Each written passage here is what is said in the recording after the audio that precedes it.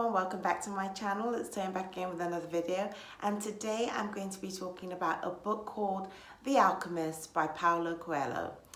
Now, as per usual, I'm going to read you a bit about the plot, then I'm going to tell you what I liked about the book, what I didn't like about the book, and give you my rating for the book. So here we go.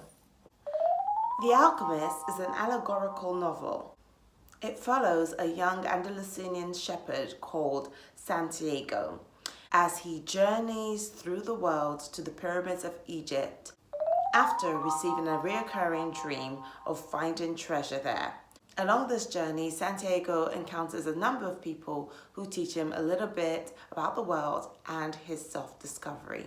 So that's not really like the most tantalizing synopsis that I've ever read on a book, and my opinion of this book is a rather unpopular one because this book is rated all over the world as a coming of age story, and it's a coming of age story.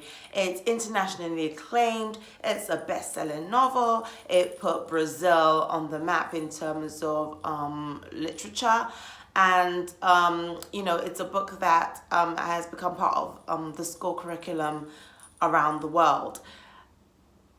But I didn't love it. Basically, you journey with Santiago as he lives the place where he lives in Spain, I think it is. I think Andalusia is in Spain. So he lives his small village. He sells his sheep because he's a shepherd, and then he proceeds to travel to Egypt because he's spoken to this fortune teller that tells him that his dreams are basically prophecy of great things he's meant to achieve in his life, and then he embarks on trying to make this prophecy come to fruition. And as he journeys through the world, certain things happen to him. He gets robbed of all his worldly possessions, basically all the money that he earns from selling his sheep, and you know, he recovers from that. Then he meets an Englishman who is basically on his own journey of discovery. He follows him around for a while. He falls in love with a young woman, but the girl realizes that there is something that Santiago needs to discover and achieve in his life so that before she can marry him, so that he can become like a contented person in his life and not feel like he's kind of sacrificing his dreams for love. So she basically tells him to go forth and achieve what he wants to achieve, and then come back to her and marry her if he's so still wants to in the future. So he leaves this young woman, which I thought was a bad idea, and then he proceeds to wander around the world, and he meets this really, really old alchemist, and this alchemist has been trying to turn legend to gold for, like, basically it's been his life's work. And Santiago realizes upon meeting this guy that, well, he becomes like an apprentice for a while, and I think he realizes upon meeting this guy that basically he's been on a wild goose chase for quite some time. I mean, that's what I got out of it. And even though it's not the longest book in the world, I just didn't love it. And I feel like I need to read it again now that I'm a little bit older and wiser, and perhaps my opinion on the book will change, and I will see what everybody sees in this book. And it was given to me as a coming of age present on my 21st birthday, and I read it immediately because it's a very thin book. It's not very long, and I still have a copy of it in my collection because I kind of feel like I should.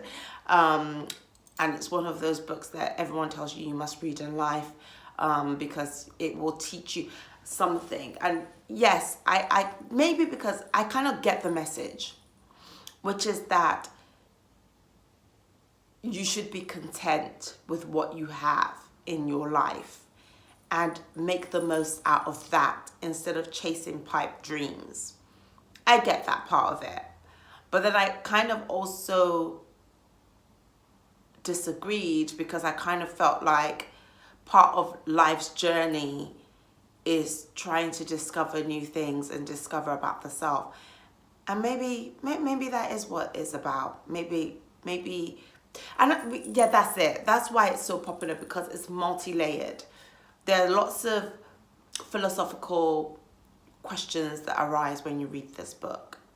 And I've asked some of them already in this review, which is the point of life to be content with what you have and just to live with that? Or is the point of life the journey of self-discovery, which is what Santiago basically embarked on for a very long time? I don't know, but I just felt like this book stayed with me for all the wrong reasons, and that was because I just didn't really enjoy it. I didn't really love it, and by the time I got to the end of the book, I was quite frustrated because I felt like the ending was rather lackluster. But I think I'm going to read it again and see where my opinions lie on it. And if I still feel the same way, I'll come back and let you know. And if I've changed my mind, I'll come back and let you know. But there wasn't like any one character that you could love or hate. I found Santiago himself to be a very frustrating character. And I don't know, I just didn't love it the way everybody says you should. And I don't know why. So I'm going to give it a go for a second time. But for now, the rating I'm going to give the book is a 3 out of 5. And it gets the 3 mostly because it's so critically acclaimed. And everybody says you should read it at least once. And I did read it at least once. And I think it's worth reading at least once because it's not a huge commitment. It's such a short book. But yeah, that's it. 3 out of 5, I'm afraid. But let me know. Do you know what? I think that this book is a perfect book for discussion. So let me know what your thoughts are. Please leave your comments down below. Did you like the book? What lessons did you take away from the book? Have you read it only once? Have you read it several times? Do you recommend that I read it several times and re-evaluate my opinion on it? Let me know. Leave your comments down below. As per usual, please like, share, subscribe, and hit the notification bell. And until next time, bye.